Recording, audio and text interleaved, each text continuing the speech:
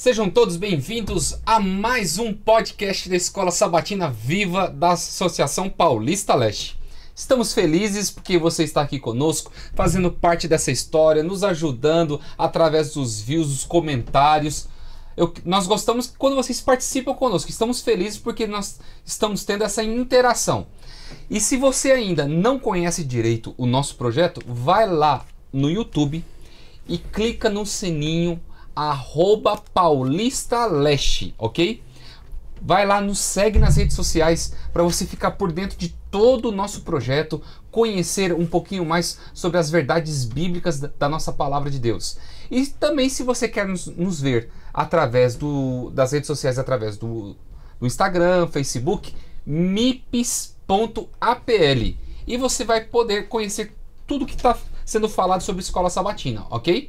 Eu quero contar contigo. Vai lá, se inscreva no nosso canal e depois clica lá no sininho e vai lá no Instagram e nos siga para poder ficar por dentro dos rios, dos comentários do nosso podcast. A lição desse trimestre, hoje é o último dia, está de uma forma assim maravilhosa, uma lição profunda, trazendo conhecimento a todos nós sobre as 3 mensagens do Apocalipse. Basicamente Apocalipse capítulo 14, onde nós estivemos falando sobre as 3 mensagens angélicas, sinal da besta, dentre outras coisas ali, foi a lição passada, e hoje nós vamos falar um pouquinho mais sobre um assunto que vai fechar com chave de ouro, ok?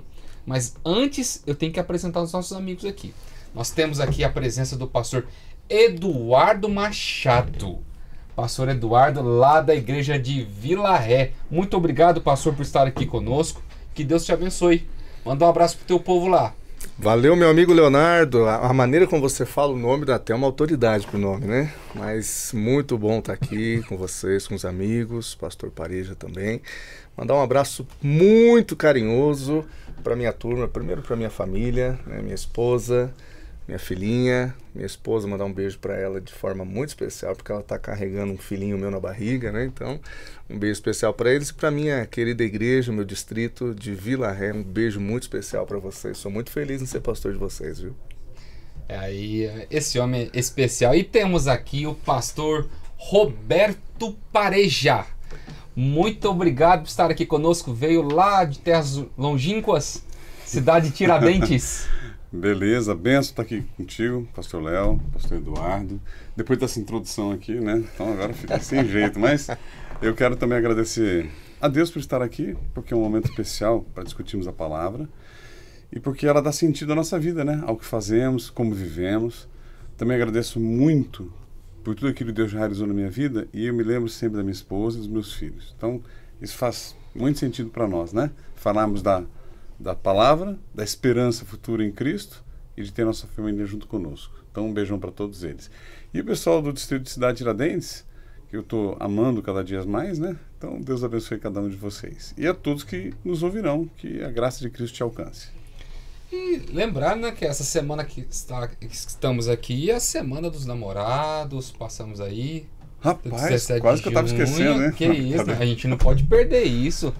Mandar um grande abraço, um grande beijo para a Princesa Paula, para o Príncipe Theo lá de casa, porque senão a porta de casa vai estar trancada na hora que eu chegar, né?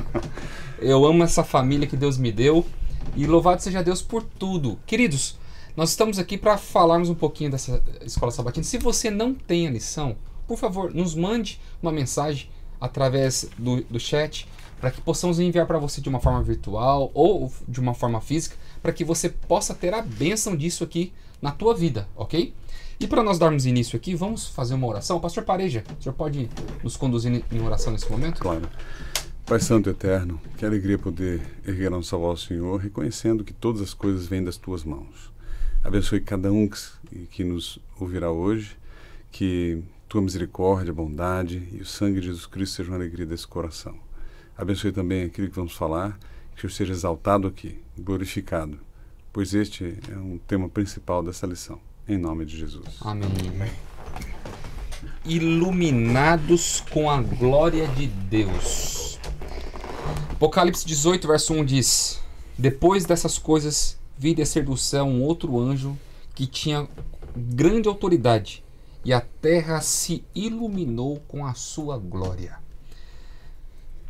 Lição passada nós falamos de perseguição, falamos de dificuldades, dor, sofrimento, mas agora nós vamos ver um pouquinho sobre a glória de Deus, a contrafação.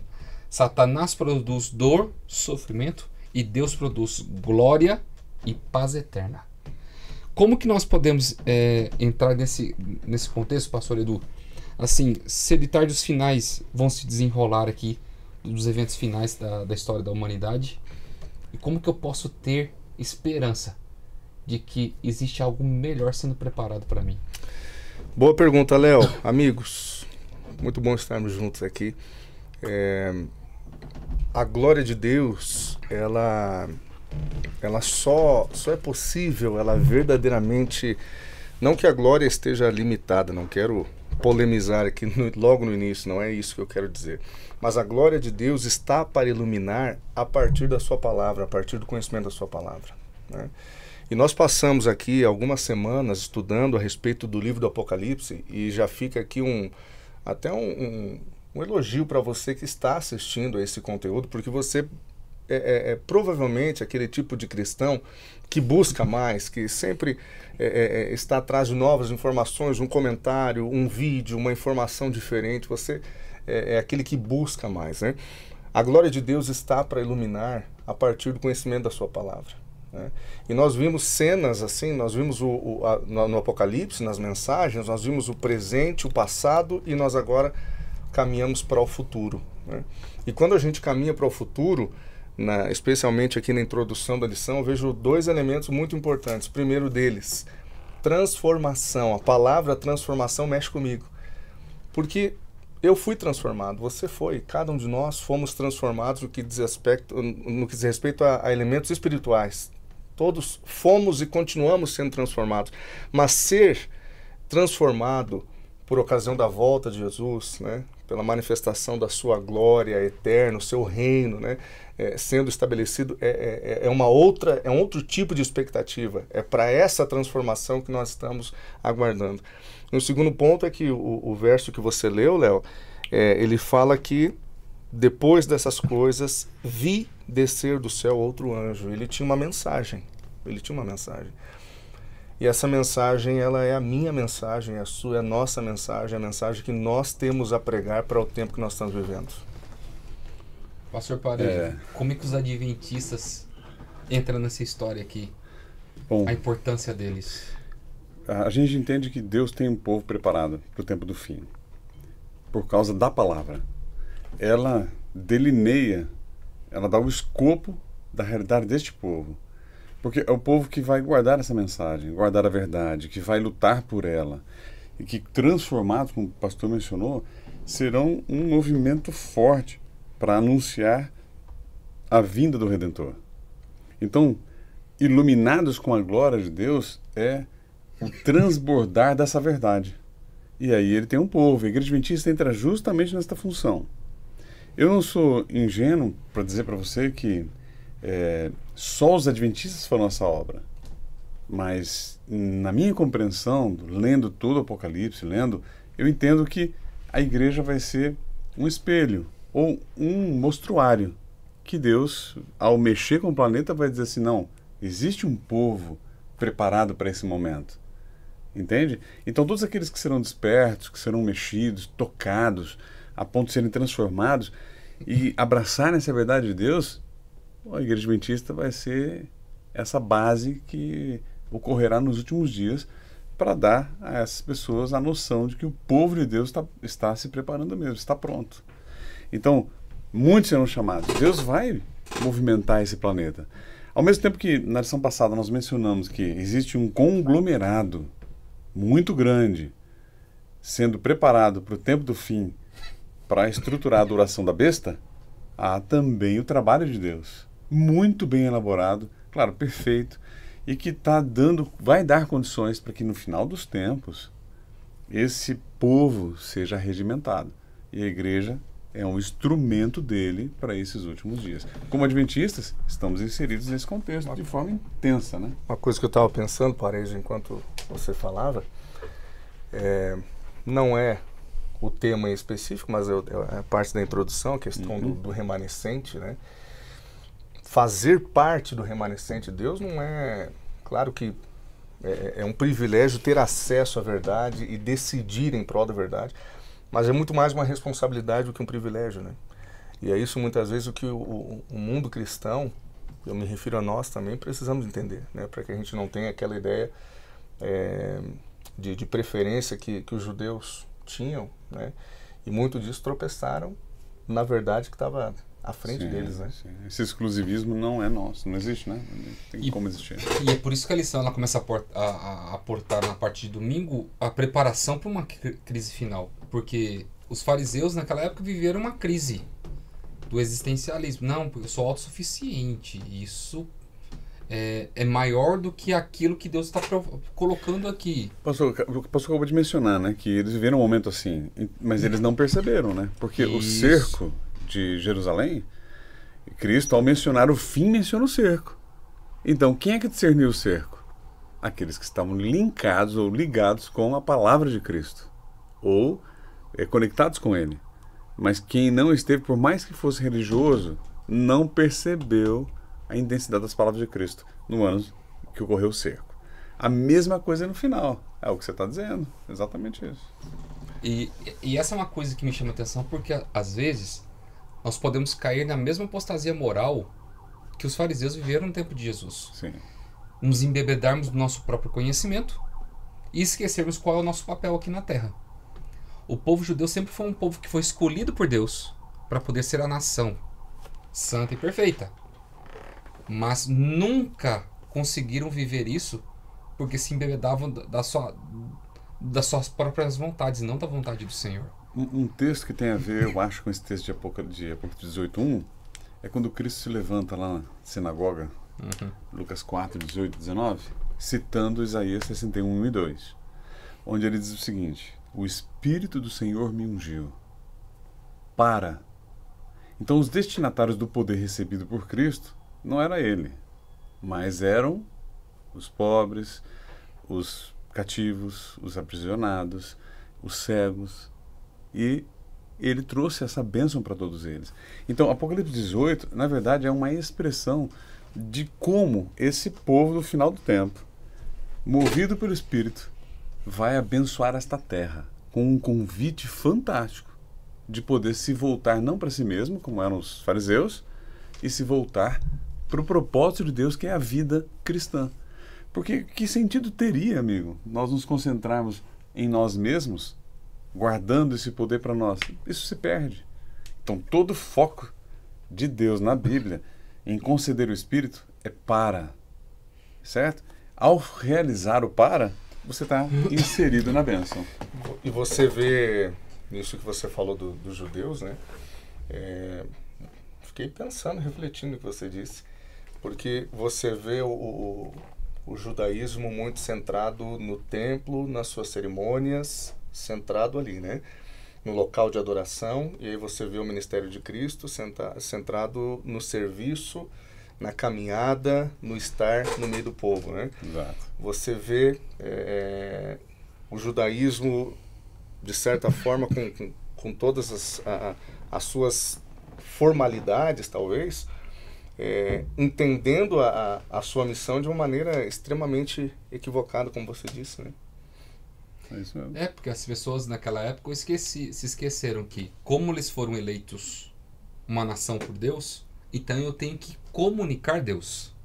Mas eles viveram dentro de um regimento interno apenas. Para eles, só para eles e dentro da origem deles. Sim. Você não vê um israelita saindo para pregar a mensagem de Deus, ser um missionário dentro desse contexto. Então, nessa hora, faz sentido vários exílios, né? Porque como que Deus fez? O que ele fez com o exílio? Foi ruim para eles. Mas porque eles já estavam se fechando demais entre eles. Porém, ao espalhá-los... de pregar a exato, mensagem. ao espalhá-los, ele levou essa mensagem para fora. Mas eles se corromperam com o que estavam vivendo naquele período. Também. E olha que a lição ela fala assim... Só um detalhezinho, desculpa, é que o sacerdócio ele estava designado para os sacerdotes. Era focado como na igreja romana, no clero, né? E o ministério de Jesus é completamente diferente. né? O apóstolo Paulo fala sobre um sacerdócio que é para todos os crentes, né? Então, a perspectiva de ministério, a perspectiva de missão, a partir da era cristã, é de uma missão para fora, é de salvar a todos aqueles que estavam necessitados, né? Os e você perdidos. sabe por que é importante o que ele acaba de mencionar? É porque é a noção clara de como a glória de Deus pode chegar aos confins, como é que ele vai iluminar isso. Porque é exatamente isso, é descentralização. O ministério de Cristo foi assim, a igreja apostólica foi assim, e a promessa do final dos tempos é exatamente esta, é de iluminar o planeta, entendeu? Então, vai chegar um momento, sim, ao mesmo tempo que vai apertar o cerco, em vários sentidos de liberdade, ou então de existência, de estrutura de vida, vai dar também para nós a oportunidade de enxergarmos a essência do tempo, a importância dele e a urgência de vivermos essa realidade, expandindo essa verdade. E é legal, né, Parejo, de a gente até convidar os amigos que estão assistindo ou ouvindo a gente para fazer essa reflexão, que eu tento fazer na minha igreja, imagino que você também, o Léo também, assim, como é que está essa questão do sacerdócio, dos ministérios, do envolvimento, do engajamento na minha igreja? Porque você disse, no passado era de uma maneira e vai nessa...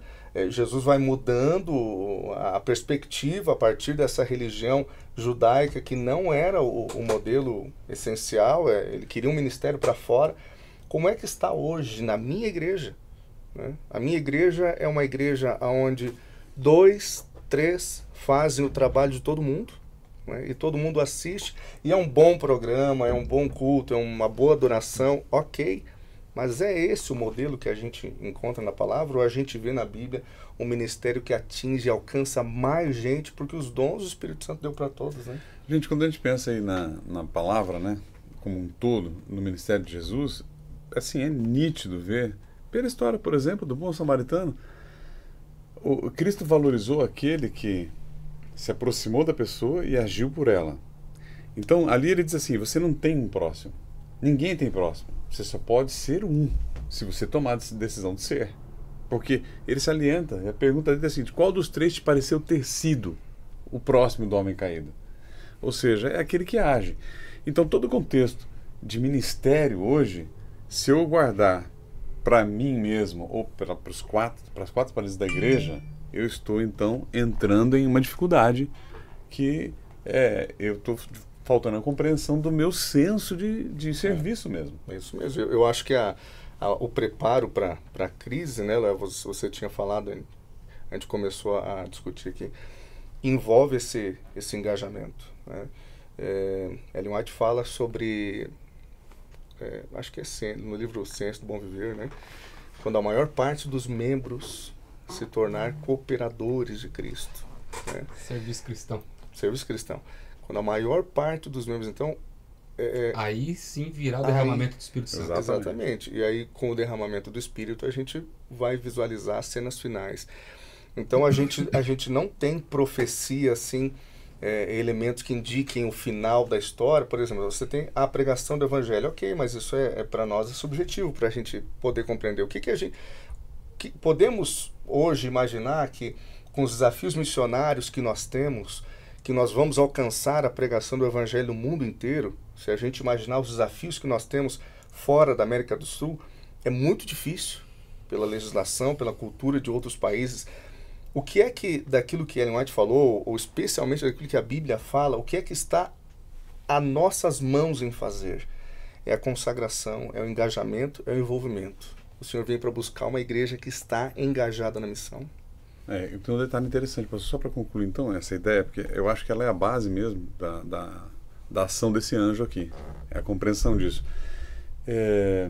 Quando a gente menciona, nós falamos sobre a ação, o envolvimento da igreja, nós estamos falando sobre a noção de evangelho mesmo, é de serviço. Então quando você olha, o Espírito ungiu Jesus Cristo para, na ceia no cenáculo, ele serve os discípulos, ele serve as pessoas em cada momento, sem cansaço. Então ele está dando a demonstração de que o poder do Espírito não é para provar que eu sou um cristão, nem para mostrar que eu estou salvo. O poder do Espírito é justamente para impulsionar as bênçãos de Deus, para que ele seja visto, percebido. Então, a ênfase toda na Bíblia, principalmente em Apocalipse 18, é que Deus seja notado. Por isso a glória enche. É por isso que a terra percebe isso. Então, toda a ação humana, ela precisa glorificar a Deus. Então, quando a gente se fecha em nós mesmos, esse processo é o inverso. Aí já não é saudável, né?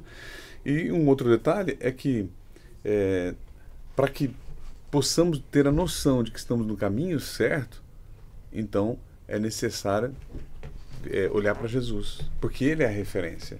Então, a própria lição apresenta que a morte de Cristo é a base para todas as coisas. Você vê, ele serviu em todos os aspectos, mas ele serve na morte também. E a morte é a base para tudo que será conversado na palavra.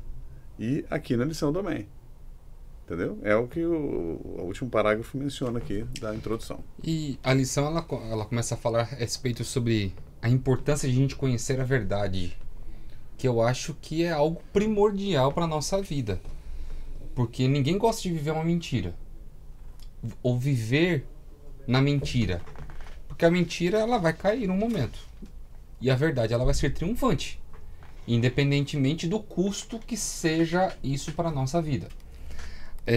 E a Bíblia, a lição ela vem trazendo o seguinte: o último apelo de Deus ao seu povo é para fugir dos erros de Babilônia e caminhar na luz da verdade da palavra. A chave de tudo isso é a Bíblia. E é isso que eu quero deixar claro para você. Você não tem aí, que você que está na sua casa, você está nos assistindo pela internet, pelo Spotify, aonde você estiver nos ouvindo, você não está ali para poder ouvir somente o que o seu pastor diz, o que o seu sacerdote diz. Você tem que ir de acordo com assim diz o Senhor, a palavra de Deus. Ela é soberana, ela está acima de tudo. Ela não precisa de ideologias humanas para se explicar, ela auto se explica. E aonde nós entramos que a mensagem do segundo anjo, nos chama a aceitar a verdade ao invés da mentira. E a Bíblia, em lugar da tradição humana, ela coloca ensinos bíblicos, mas o povo acredita numa falsa doutrina, ao invés de acreditar plenamente na Bíblia. E o anjo começa a dar agora um discernimento, um vislumbre para o povo, dizendo: olha, temei a Deus e dar-lhe glória. Adorem aquele que fez os céus, a terra, o mar, a fonte das águas. E está na hora de vocês saírem do meio desse povo, porque a Babilônia caiu. Agora vocês têm que acordar, porque pouco tempo resta e vocês têm que ir por verdadeiro sentido de adoração, que é adorar o Criador dos céus, da terra e da fonte das águas. E aqui a verdade ela começa a colocar, porque daí entra na história a besta que emerge da terra, a besta que emerge do mar, a unificação dessas duas bestas, a vinda agora da interpretação que nós temos dos Estados Unidos aparecendo ali como uma liderança de uma confederação global, aonde é o berço do protestantismo apostatado, que aparece no contexto de Apocalipse, e aonde sairá dali o decreto para todos, pela parte republicana, que o domingo tem que ser um dia de guarda, que haverá agora uma perseguição para aqueles que pensam diferente. E você não vê muito diferente isso nos dias de hoje em alguns contextos. É só você falar: mas por que você aguarda o sábado? Ah, mas eu vou na igreja no domingo. Ah, você não vai na igreja no sábado porque você não gosta de trabalhar. Você não gosta de trabalhar não trabalha no domingo, não trabalha no sábado, mas você quer ir na igreja no sábado porque você não gosta de trabalhar. As pessoas começam já a dar uma má interpretação a respeito sobre a verdade, porque a verdade se tornou algo relativo. Eu acho que nós temos alguns inimigos nessa caminhada, Léo. Uhum. Essa explanação que você fez aí, muito, muito boa a respeito da sequência da lição. E talvez dos nossos grandes inimigos, eu acho que o nosso sentimento, a nossa emoção, talvez seja dos mais perigosos nesse contexto que você falou pra gente. Porque se você imagina, por exemplo, na última parte da lição aqui de segunda-feira, né? Se você imagina um país como os Estados Unidos, que tem as bases lançadas a partir da busca por liberdade, né? Em que cada um pode seguir o seu caminho, né? É um país que nasce de pessoas que estão fugindo de perseguições. E aí agora você vê esse país dando autoridade, né? Uma besta dando autoridade para outra, um reino dando autoridade para um outro reino religioso, dando autoridade para que essas liberdades que fundaram esse país fossem desrespeitadas. Aí você começa a perceber realmente que elementos como sentimentos, tradições, né, começam a se tornar maiores ou com mais valor do que a palavra.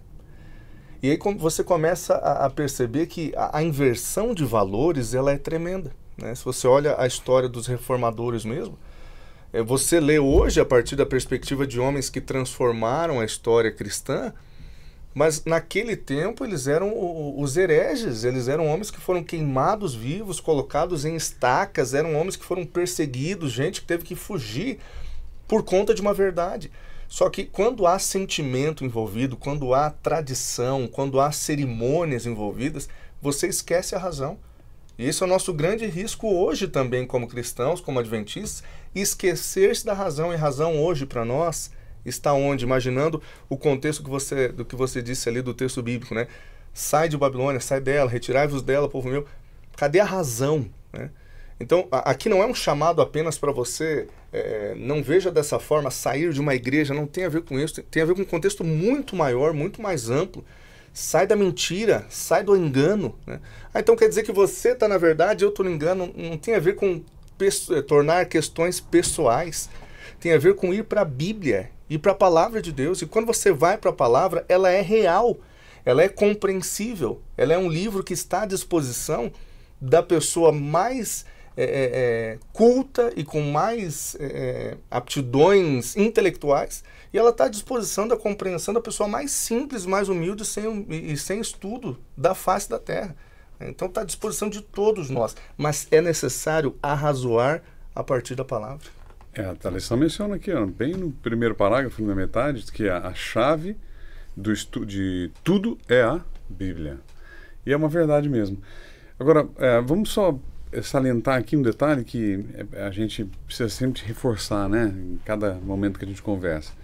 É que a Bíblia, além dela ser a base, ela tá sofrendo muito ataque. Mas o maior ataque, talvez, que ela receba hoje é o desprezo. É o desprezo daqueles que têm condições de gastar um pouco tempo com ela, mas não gastam. Isso vai cobrar muito alto depois. Porque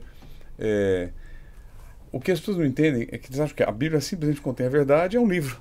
Mas não é. A Bíblia é um relacionamento, é uma história de amor de um Deus que se conecta com suas criaturas, com seus filhos. Que ele ama muito a ponto de se envolver na morte com eles. Então é um livro lindo que dá toda a chave, a base para todo o estilo de vida cristã. Então, a minha condição de conhecer a verdade é conhecer Deus. Até Cristo, quando ora, ali em João 17, ele faz uma oração muito especial antes de morrer, né? Ele ora em 3 propósitos. Ele ora por ele, para suportar e dar a vitória. Ele ora pelos discípulos, para fundarem esse propósito. E ele ora também por nós, que viríamos a conhecer a palavra. Então, o conhecimento da palavra é muito especial, porque ele dá todas as bases de vida que nós precisamos. Então, nesses últimos dias, é impossível você ter discernimento se você não tiver a Bíblia no coração. Por relacionamento. Não é só por conhecimento. Eu posso aqui elocubrar à vontade, falar tudo que está na minha cabeça sobre conhecimento. Mas se ele não for aplicado nas minhas ações, não invadir os atos da minha vida, qual é o sentido e mudança que vai propor ou realizar na minha vida? Então é o seguinte, a gente fala de conhecer a Bíblia é a base, mas é base de relacionamento, de conexão. Aí vai fazer sentido uma decisão, entendeu? Rick Warren, ele diz numa igreja com propósito que adorar é muito mais do que você cantar ou pregar. Sim. É um estilo de vida. Exato. Que as pessoas não entenderam ainda. Conhecimento até o diabo tem. Sim. Conhece Deus melhor do que nós. Viveu na presença dele. Mas o conhecimento não salva. O que salva é relacionamento com Deus, intimidade. No Lar Adventista, a White fala no capítulo, eu acho que é o 5º, a partir da página 49, ela diz ali que quando você vive a verdade, é o maior e mais poderoso sermão pregado, que qualquer pessoa pode ver. Então, conhecer e aplicar no dia a dia, nas decisões, das coisas, esse é o ponto da palavra. E é onde nós entramos num contexto que a lição de segunda ela fala que nós temos que conhecer a verdade, mas na terça ela fala nós temos que viver uma reforma contínua. Exato. Aonde que o conhecimento ele sai da teoria e tem que entrar na prática. E é onde as pessoas se perdem pelo caminho às vezes, achando que o conhecimento já é o suficiente. Por que eu falo isso? Eu quero falar isso para você que está nos assistindo aí, por favor. Para você que é adventista há muito tempo de carreira. Eu sou pastor há quase 12 anos, adventista há 34. Mas eu já vi pessoas pensarem assim, não, sou adventista, me batizei, guardo o sábado, sou vegetariano, já estou com meu passaporte carimbado com visto para a eternidade. Ai, ai. O que eu vou te poder dizer? Isso me chama a atenção, porque as pessoas não conseguem entender que o adventismo, o cristianismo é muito mais do que o nome de uma placa de uma igreja. Isso aí pode ser até um ponto cego na vida dessa pessoa, pastor, porque é um equívoco, né? Associar a salvação ao que você faz. Porque a salvação dentro da Bíblia é uma ação divina. Ele amou o mundo de tal maneira que enviou. Então ele agiu, interviu na história. E o que é a salvação para nós? Para Deus é a ação dele. E para nós o que é a salvação? É a reação ao que ele fez. É aquilo que você percebe dele, da verdade dele, da presença dele, da realidade dele, e como isso influencia a sua vida, seus atos, decisões, escolhas. Então, nós o amamos porque primeiro ele o quê? Nos amou. Nos amou. Então é uma ação divina e uma reação humana. Então, nesse contexto, dá para entender que o cristianismo ele é uma bênção, porque não é ação sua de salvação. Você terá ações sim, mas é resultante, é reativo. Nunca é iniciativa própria. O cristianismo é iniciativa divina. Aí a reação é humana. E aí faz sentido por quê? Porque por que o evangelho vivo ele é tão especial para as pessoas? Porque não é você, não sou eu, não é ele, não é o ouvinte que está ouvindo, que faz e toca o coração de alguém. Mas é Deus através de mim e de você. Mas a noção, a intensidade é do relacionamento da palavra. Aí a forma de fazer é alterada. Por quê? Você tem a razão pela qual você está fazendo. Então, por que nós amamos a Deus? Porque sentimos o amor dele, vimos o amor dele. O que é a sua lei? É seu amor, é o seu caráter. Então, por que ele é tão especial para Deus? Para ele? Porque é ele mesmo, amigo. Então, esse é o contexto da gente entender como é que isso é tão importante. Você falou de uma resposta ao que ele fez e eu fiquei refletindo nessa expressão, uma resposta de amor. Uma resposta de amor, porque é claro que a Bíblia ela vai sistematizar a fé no Novo Testamento, no Antigo Testamento, através de vários personagens. Mas a verdade é que muitas vezes eu abro esse livro e não é no primeiro momento que eu compreendo todas as coisas. Claro. Assim como eu não tenho, quando a criança é pequenininha, ela não tem as respostas por que ela recebeu um não ou um sim do pai. Mas ela ainda assim obedece, muitas vezes sem saber, mas ela, claro que tem elementos que podem envolver disciplina, né? Não faz isso porque senão tem isso e tal. Mas a criança, ela dá uma resposta de amor, né? Sim. Ela está obedecendo aquele que é a pessoa, o pai ou a mãe, as duas pessoas que ele sabe que ele pode mais confiar na vida. E esse tipo de relacionamento eu acho interessante de a gente buscar desenvolver com Deus, porque assim, se eu sou um profissional, um empresário, por exemplo, eu tenho o meu livro de cabeceira, esse livro aqui de tal autor, de tal empresário, que é um case de sucesso, enfim. Se esse camarada vem para o Brasil, se não é, ou se ele vem para o estado onde eu moro, eu tiver a oportunidade, eu vou na palestra que ele vai dar, se ele lançar outro livro, eu vou comprar outro livro e tal. Eu quero ao máximo, eu sigo ele nas redes sociais, eu mando uma mensagem, eu mando um e-mail, eu agradeço, enfim, eu interajo o máximo possível.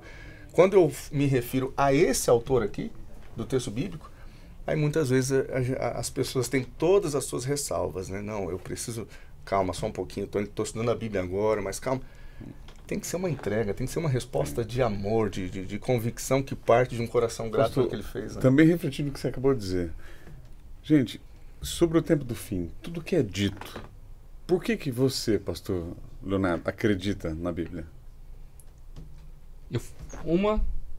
Porque eu entendi que ela é a solução para a minha vida.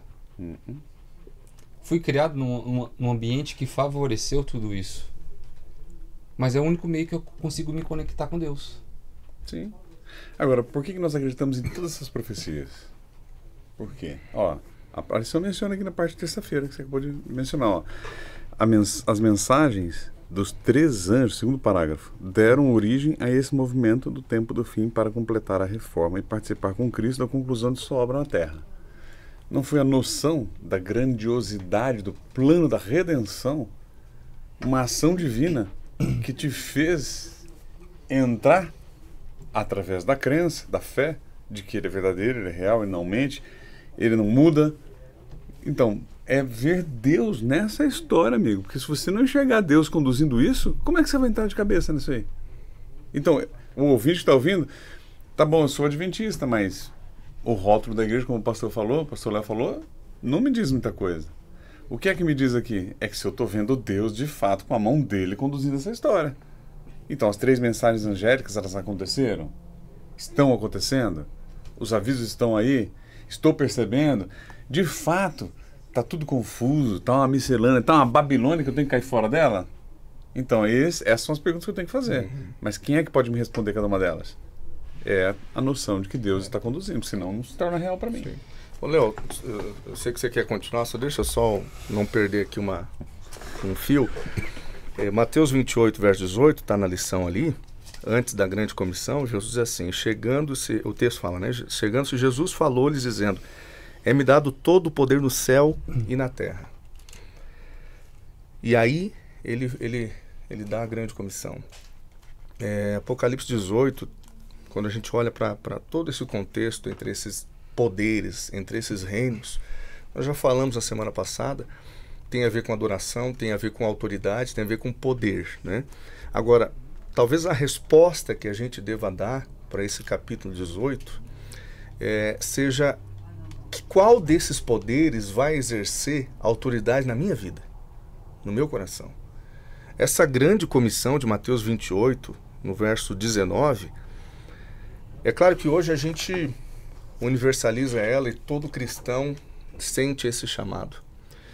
Mas quando Jesus fala que toda autoridade foi dada para ele, de certa forma eu entendo aqui que parte da compreensão que aquelas pessoas que estavam com ele naquele momento haviam cedido o trono do coração para a autoridade dele.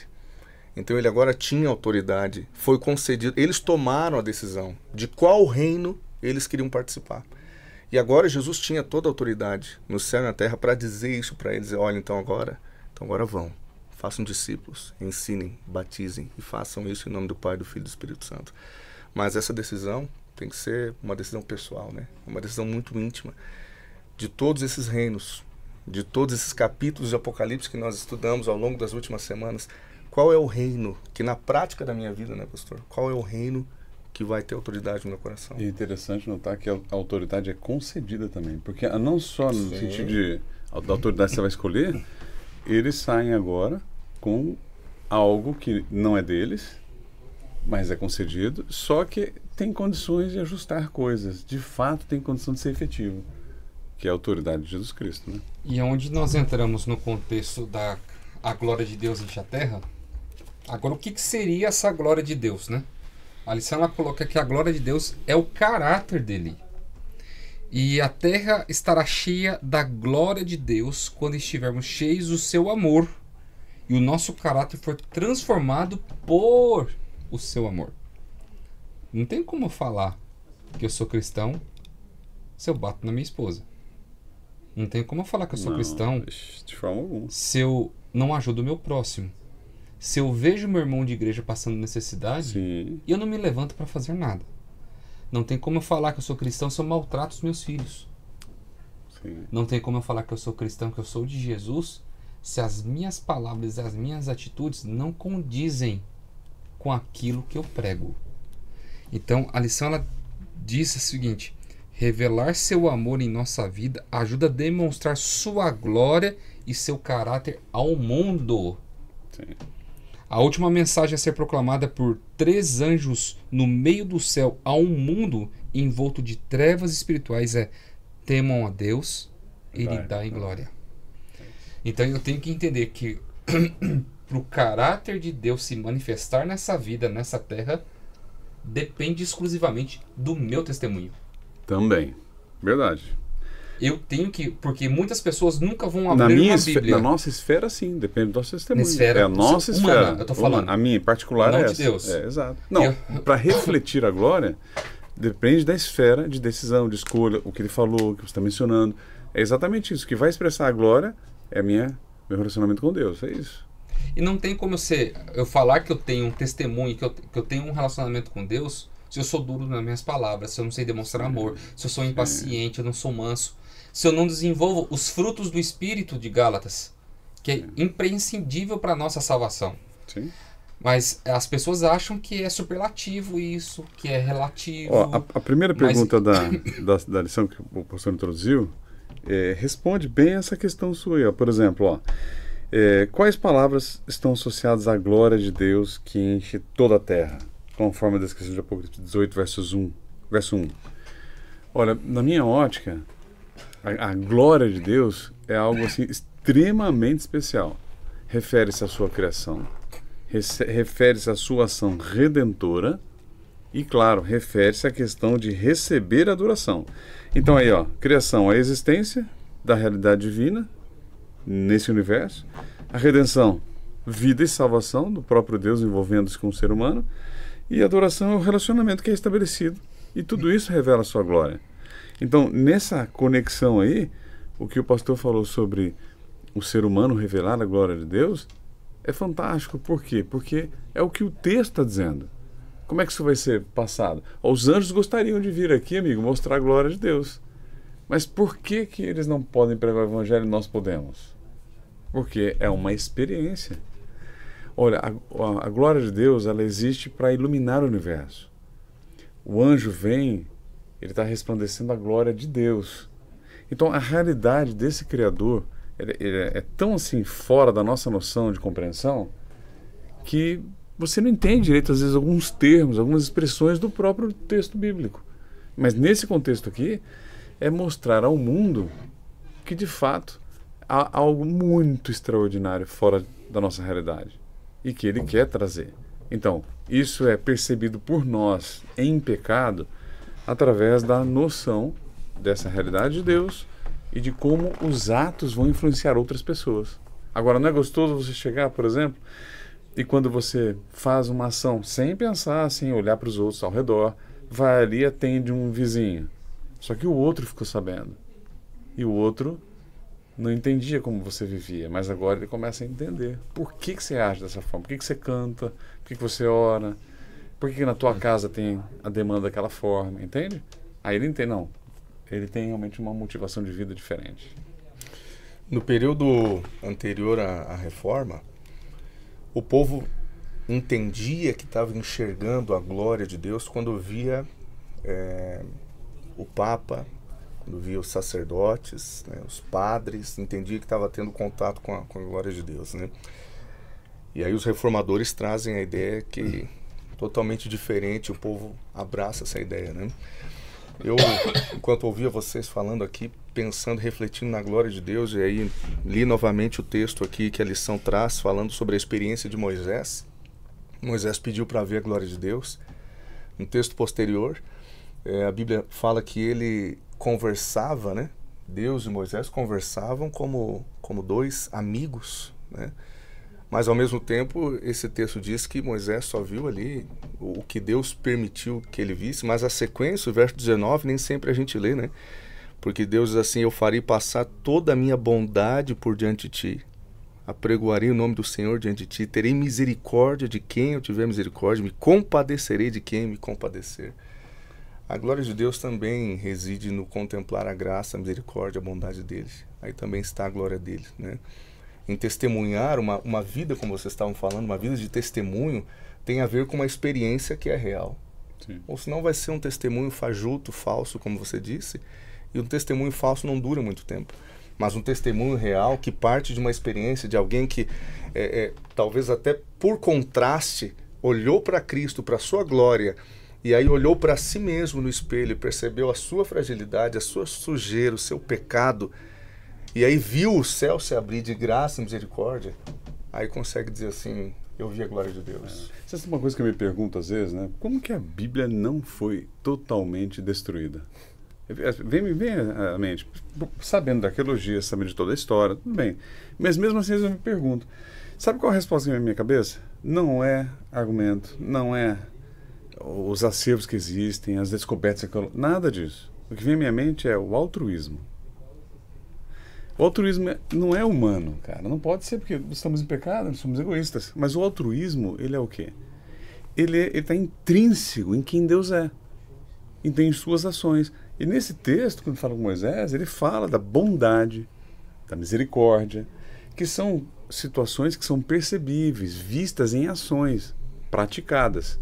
Para o outro, né? Para o outro. Por isto é que a Bíblia não é destruída, porque, na verdade, isso aqui não é o ser humano falando, não é o ser humano vivendo, mas nós podemos viver pela bênção dele. Aí sua glória é vista, como o pastor mencionou no começo, pastor Léo. A glória é vista pelas nossas ações, quando imitamos o grande autor do altruísmo, que é Deus. Né? E é onde a gente entra no contexto final, que a gente tem que terminar, Tá. porque nosso tempo está voando. O cordeiro que foi morto.